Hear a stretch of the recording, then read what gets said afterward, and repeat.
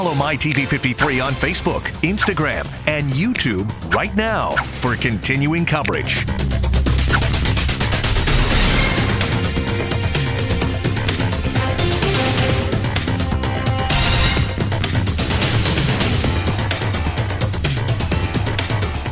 Well, good evening, everybody. Welcome to the San Joaquin Valley's only 8:30 News. I am Austin Reed. Thank you for joining us. Connect with us on Facebook, Instagram, or YouTube at MyTV53. During the 8:30 half hour of MyTV53 News on Tuesdays and Thursdays, we dig deeper with some of the biggest newsmakers in the Central Valley and beyond. And joining us via Zoom right now, I've got Pastor Owen Williams coming to us from Texas, in the Austin area. Great city. Pastor, welcome to the news.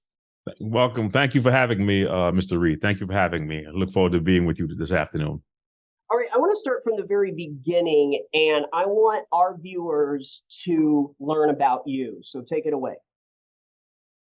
Well, what is it they want to know? Where were you born? Where did you go to school? Why'd you become a pastor?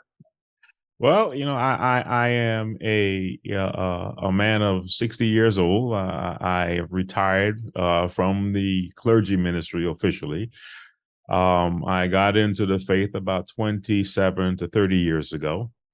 I came out of Dade County, Miami, Florida, starting there. I am a product of the Dade County public education system in the 70s and graduated right during the McDuffie riots, when I was not so old and so smart, not that I am now. And my mom decided that I should not be part of those riots, and she shipped me north to New York City, where I found gainful employment and, continue my education, spent some time in Connecticut, came back to New York City, found some more stuff and finished education and got into the ministry from that process and earned a living in the ministry bivocational, working in the church as well as a chaplain in healthcare. Ultimately retiring from the New York City public health system, where, as a matter of fact, one of my good friends is a well-known Californian, Dr. Mitchell Katz. Oh, okay. He was the president of LA and San Francisco health systems. Now he runs New York City, and we're very close. And upon retirement, he brought me back as a consultant to help put together a spiritual care clergy internship through the seminaries in New York City. And then ultimately retired and came back to Austin, Texas, where my wife and I have some family down here, and we're enjoying retired life. The best thing to ever happen to a human being is retirement, right?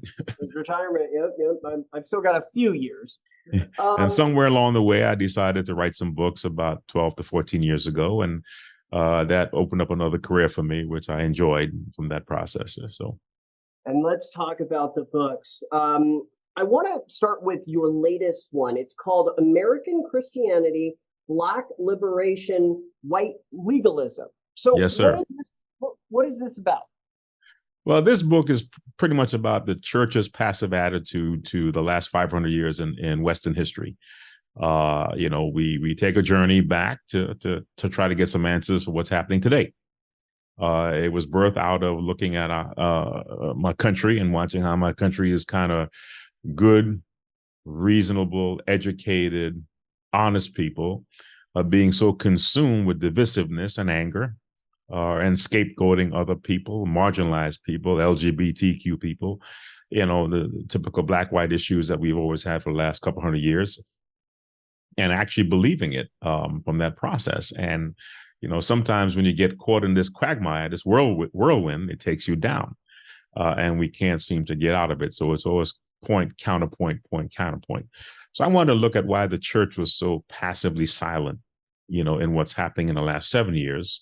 And then I extended further back, and I stopped somewhere around the 1400s. So we looked at the inception of Felipe de Sangria, which is the papal bull of 1455, that ushered in, indirectly the what we call the Atlantic slave trade.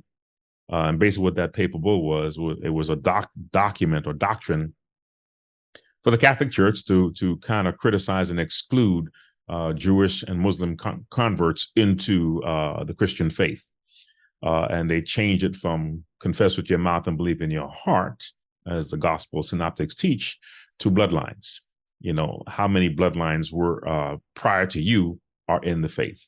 And if that sounds familiar, that's something that, the Adolf Hitler adopted with the master race in reference to the purity of the blood and the bloodlines in that aspect. And that exploded into the New World through chattel slavery and the transatlantic thing. But the foundation of that was pretty much based on the discovery of sugarcane in the Caribbean and South America. Europeans got a taste of that, and sugar was, it was great for coffee and tea, but it also was a stimulant for production, for manufacturing, in Europe. So trading in the Byzantine Empire and Cyprus, those areas, was controlled by the Muslims, so it was very expensive. So, they chose to, in the discovery of the Caribbean islands and stuff like that, this was found, and the history and research took us to some of the reasons of what we see now today, the transporting of people from around the world for labor. Chinese and Indians were taken to the Caribbean. They were called coolies and that kinds of stuff, but they couldn't work. So the African was the labor of choice that could come. The Amerindians that were already down there really couldn't handle this kind of intense labor.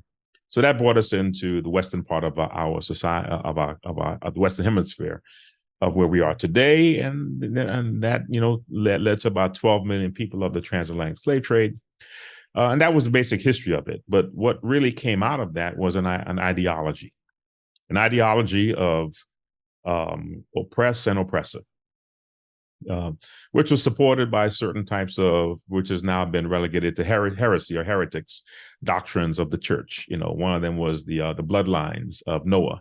The Semitic and the Noahic bloodlines, and one of the Hamitic bloodline was the bloodline of sub-Saharan Africa.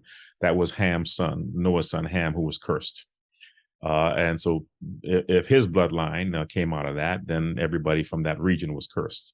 Well, that was justified to justify the Mongoloidism of Africans, as they were supporting the transatlantic slave trade, and they were less than, and ultimately we know the laws of America, and that was written down in Virginia and that stuff to kind of keep slavery in perpetuity, to keep it going, because this segment of humanity was not equal to.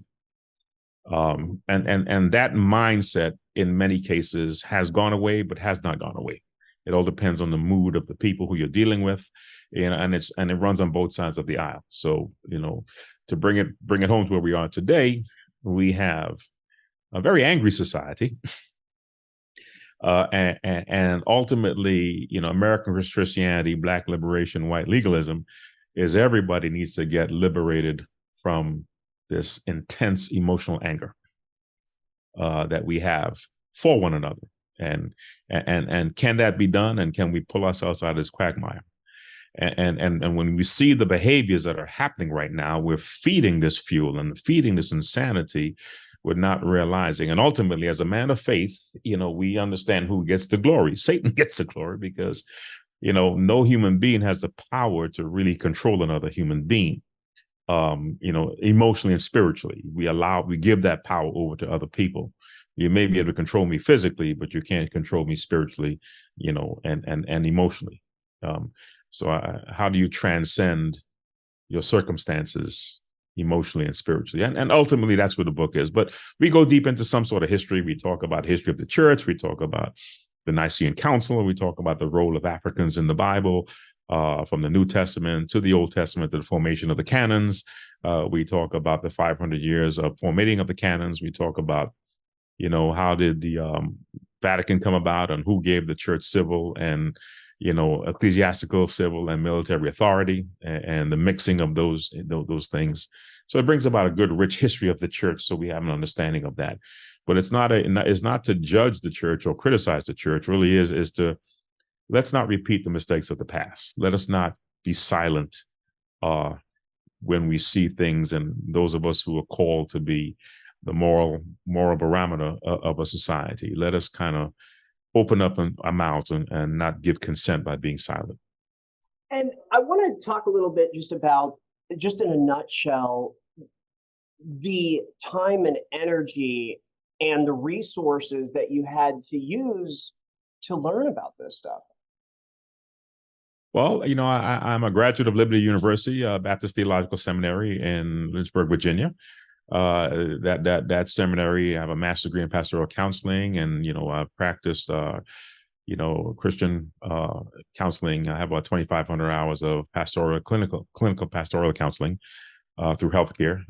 So I have a pretty extensive library that led me into directions and questions, because I started from the disorders of humanity. Why do we feel this way? Why are we like this? Why do we gravitate towards these kinds of things? And the elephant in the room is what's happening today in Washington, D.C., and the former president, current president, and the politics. And the question here is, why do we allow politics to penetrate so deeply into our souls and our hearts? Why is it dividing our families and these kinds of things? How did it get so? And what do we get from that? Why do we feel so much better, scapegoating other people? What's next? What's next for you? Well, there is another one coming out that we're planning. After you write a book and find there's a lot more work, more than the writing of the book. I mean, there's the marketing and there's the producing of it, and I work with a wonderful team called Cascadier. Kelly in Colorado and Judith in Munich. And they're out there putting it and getting me onto these talk shows and stuff like that. So we have to give it time. What's happening right now is we're republishing my first 3 books. Okay. So that's been republished, and we're going to start setting that out in September. And that's in their hands. I just followed it. I work for them. Right. Yeah. Yeah. From that aspect there. So, I want to real quick touch on just American politics and Christianity and what you're seeing play out right now. Well, it's one of the motivations of writing the book, because I feel sometimes the church has been hijacked. And being a Christian is not like being a pilot. You don't have to take a test. You don't have to be certified from that aspect. But at many times, Christianity is not based on how you feel. And human beings, the biblical doctrine describes us as we are born in sin and shaped in iniquity. That means that we are rebellious by nature, and we enjoy being rebellious.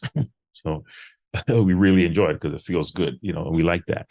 And we must be able to self-regulate ourselves, and one of the things of the Christian faith, or the Bible per se, and the purity of the synoptic gospels, is that it's very inclusive in its message.